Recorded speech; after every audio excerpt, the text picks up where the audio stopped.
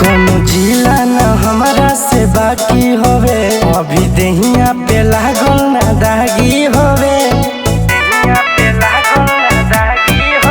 कोनो जिला न हमरा से बाकी होवे, भी देहिया पे लागल ना दागी होवे। हीरोइन में लागी लसीला ये जान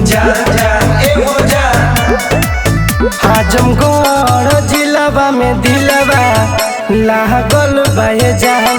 हाँ आजमगढ़ जिलावा में दिलवा लागल बाए जान।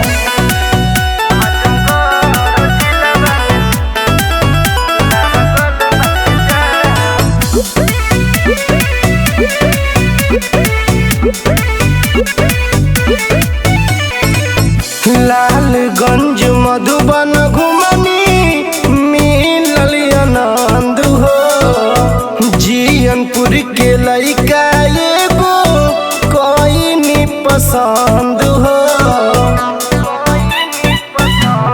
का कहूँ लालगंज मधुबन घुमनी मिलल आनंद हो, जियनपुर के लइका एगो कोई नी पसंद हो। पूरा दिल्ली के घुमनी हो किला बाए आजमगढ़ जिलावा में दिलवा लागल बाए जान। हाँ आजमगढ़ जिलावा में दिलवा लागल बाए जान।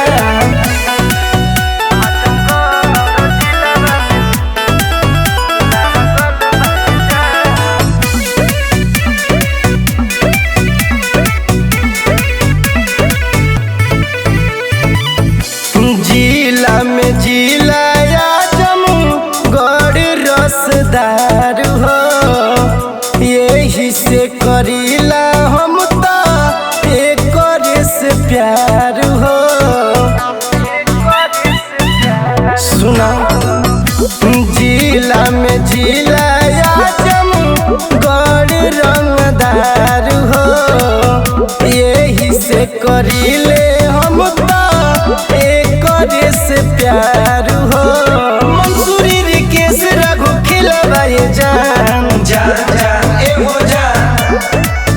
आजमगढ़ जिलावा में दिलवा लागल बाए जान।